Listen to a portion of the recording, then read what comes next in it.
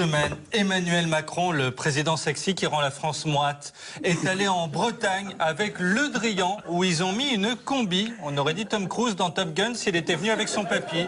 Puis il a tenu la barre d'un bateau, barre non fixée, allégorie de son action politique. C'est-à-dire que c'est beau, mais à tous les coups, il nous envoie dans le mur. À Saint-Nazaire, il a enfilé un casque à son nom, pour le cas où il se perdrait, afin que ses parents viennent le chercher. Il est si jeune. Il a visité un bateau de croisière avec des mousses. Dommage, s'il avait gardé son casque d'ouvrier, on avait la moitié des Village People. Cette semaine, il a aussi répondu à Trump en anglais, car il est cool et mondial depuis The Élysée. Puis il a tweeté en anglais, avec une photo de beau gosse de lui devant la mer et les palmiers. Il manquait juste Francky Vincent qui chante Alice ça glisse et on était aux Antilles.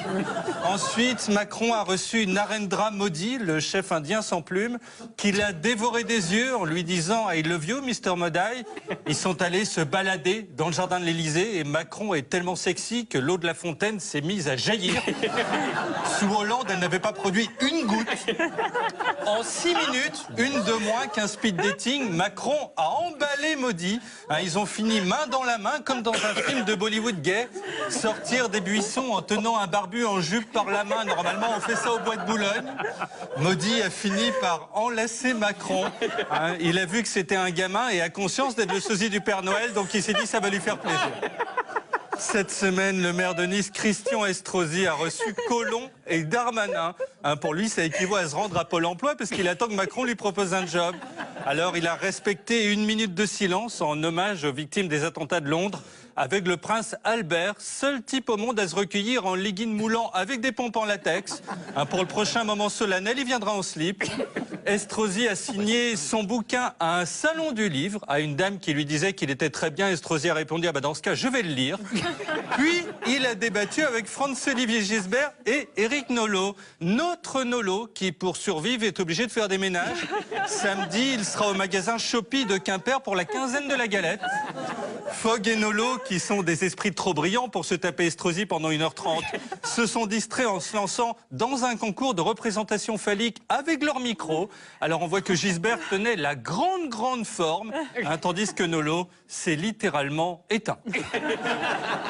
Cette semaine, la campagne des législatives s'est poursuivie. Manuel Valls, sapé de la chemise à carreaux que Kurt Cobain portait quand il s'est donné la mort en 94, a fait un vide-grenier où il a tenté de vendre sa carte du PS, dont il n'a plus l'utilité.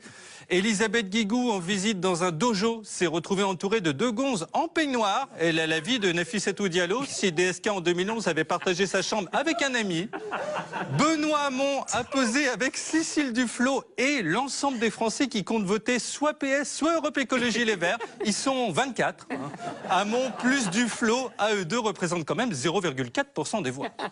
Alors cette semaine, Benjamin Griveaux, proche de Macron et candidat aux législatives, a tweeté en anglais, la langue officielle de la République en marche, The Republic with your feet. Alors il a retrouvé ses fans au métro Colonel Fabien. Il leur avait dit rendez-vous métro Général MacArthur, mais ils avaient traduit d'eux-mêmes. Puis il a demandé à une vieille dame, ça vous dit de vous mettre en marche? Ce à quoi elle a répondu, pauvre con, je suis en fauteuil. Il a dit, oh, I'm sorry. Enfin, la dame a mis ça sur le compte du décalage culturel, bien sûr. Cette semaine, NKM aussi a rencontré une senior en fauteuil qui lui a dit « J'espère que vous venez pas me dire de me mettre en marche comme l'autre lourd ». NKM a répondu « Vous inquiétez pas, moi je suis pas en marche, là je fais du surplace. La semaine prochaine, elle est en moonwalk ». Raffarin, lui, a croisé Juppé qui, depuis son échec à la primaire, ne fait plus rien et ne bouge plus, à tel point qu'il y a des plantes qui lui poussent dans le dos. Bruno Le Maire a pris un café dans une assemblée de buveurs de binous. Il est tellement coinsos que même à la fête de la bière, Dominique y prendrait un Fanta. Du coup, il s'est jamais amusé. D'ailleurs, il est toujours vierge. Et Florian Philippot a fait un discours avec un type derrière lui en train de lui filmer les fesses. C'est pour le DVD Le FN Interdit, qui comprendra aussi des images de Louis Alliot avec les tétons qui pointent et de Bruno Gollnisch léchant une glace de boules. Cette semaine, à la finale du Top 14, les joueurs de Fidji se sont agenouillés devant Macron. Ce ne sont pas moins de 3 mecs baraqués qui lui ont demandé sa main. La nuit de noces a été très compliquée. Brigitte a croisé Chabal, à qui elle a dit, nous, on a Édouard Philippe et Emmanuel fait des papouilles et Narendra Modi, alors tu me fais pas peur avec les 3 poils. Le prince Albert a encore respecté 1 minute de silence, mais en costume, hein, donc personne ne l'a reconnu. Il a passé la semaine à se taire, hein, c'est le seul point positif qu'on pourra jamais trouver au terrorisme. Cette semaine, enfin, Bruno Retailleau, le cascadeur de l'extrême qui a suivi Fillon dans son saut en parachute sans parachute, a fait une réunion de soutien au candidat Jean-Michel Lalère, hein, qui heureusement n'est pas une femme, sinon on l'aurait appelé Lalère. Oui, parce que la France, c'est ça. Ce sont des noms rigolos. Hein, rien que pour ce scrutin se présente Dominique Dor, le seul qui porte le nom de ce qu'il fera à l'Assemblée s'il est élu. Au FN, ils ont quand même Monique Führer. Ah, ça fait 15 ans qu'ils essayent de dédiaboliser le truc. Marine Le Pen pose en photo avec des chats et paf, ils prennent Führer. Alors faut tout recommencer. Dans le Rhône, on a Monsieur Baratin, il était fait pour la politique.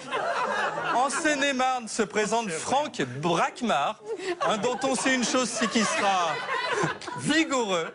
Chez les Verts, ils ont une Myriam Santhune, avec un nom pareil. Elle risquait pas de bosser pour Macron. Un Santhune qui a posé cette semaine devant l'affiche de ses collègues Guillaume Fache et Claude Anquès. Tous à Europe Écologie Les Verts, c'est plus un parti, c'est un gag. À Fontainebleau, il y a une Valérie Lacroute. Hein, voilà. Donc l'objectif de son principal adversaire, c'est donc de casser de la croûte. Nous avons un Nordine Jouira. Alors son nom, c'est Notre Ambition le samedi soir. Et même un Michel Labitte. Alors sur les marchés, des gens crient « Vive la bite !» hein. Du coup, plus personne ne va faire ses courses avec ses gosses. Si un jour il s'allie à Braquemar, ça peut faire très mal.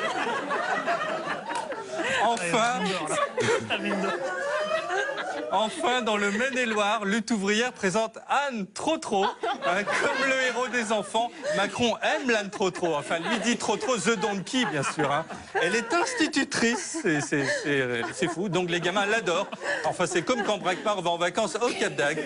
Bref, votez Santhune, Jouira, Lalère ou Führer, mais votez. Quelle belle semaine ça a été!